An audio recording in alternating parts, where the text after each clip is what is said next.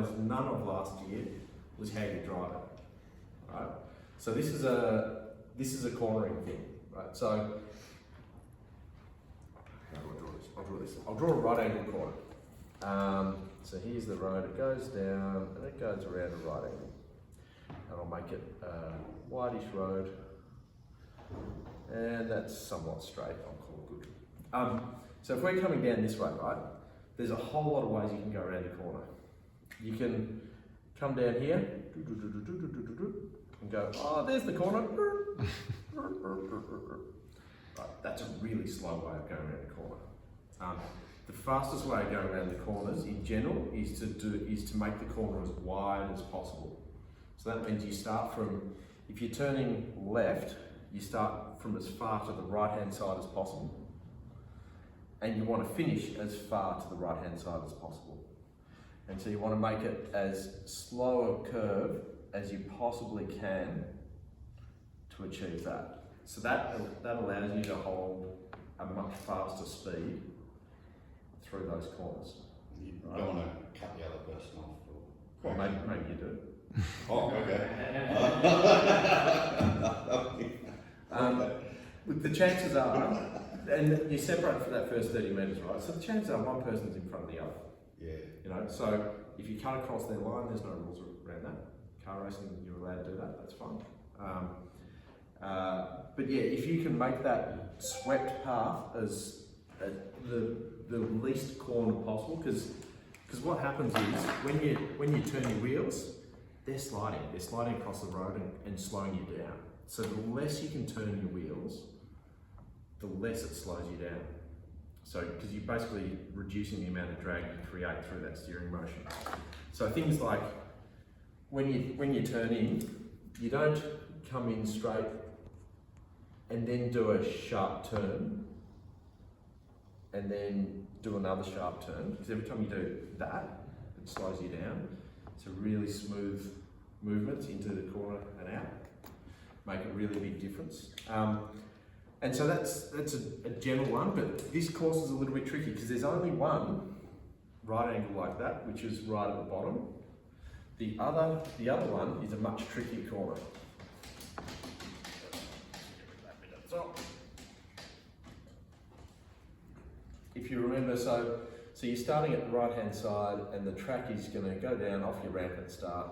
It's going to do the course will look a little bit like that, and then it goes down to your finish at the bottom.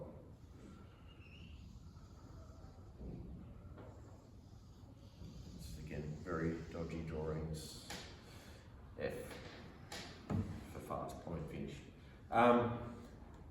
So this bit's a bit interesting, right? Because you've got basically one corner, two corners, three corners all joined together. So there's a bit of a balance here of, you know, again, ideal world, you would start out as far as possible. You'd probably, you'd almost come in, turn in earlier than that. You'd be turning in from up here. You'd be trying to cut that as little as possible. Your sharpest corner is actually this one. So you might even, so that's probably about what you want to achieve. You might even want to come in a little bit, wider here and turn a little bit earlier on that one to make this one a wider corner, right? So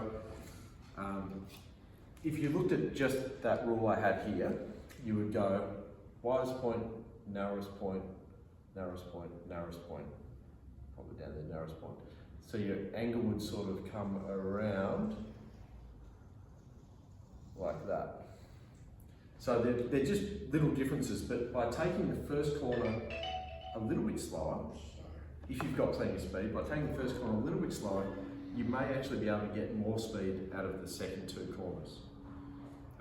And that'll be a judgment on the day, you know. So if you get a lot of kick off that little ramp, you might choose to come further and slow down a little bit more here, because then basically from here you're not braking, you're accelerating all the way down again. If you don't have much speed at all off the ramp, then you might choose to cut in a little bit earlier here, because you don't need to turn as hard and you're going to make the corner pretty easily. So that'll be a bit of a judgment on the day. I was doing like the motorised go-karts and drifting around corners, but they were saying don't drift, don't Drifting slow, yeah. slows you down. Yeah. And you won't drift in these, but basically in car racing, there's a component called slip, which is, you know, whenever you're turning, your wheels do slide across the road a small amount. But for car racing, the slip percentage is like 0.4% or something like that. It's a really tiny percent. You're effectively not sliding. Yeah, I was thinking like if you had two brakes on each back and you're doing one brake. It depends what you're going for. It looks cool. Yeah. Right? So it depends what you're trying to achieve. Yeah. And there's absolutely no rule which says you can't do it, but it's not a fast way to get down the track. Yeah. On the bicycle, when we did the bicycle, just a freewheeling bicycle from the top to the bottom of the track, he really didn't need to use the brake at all.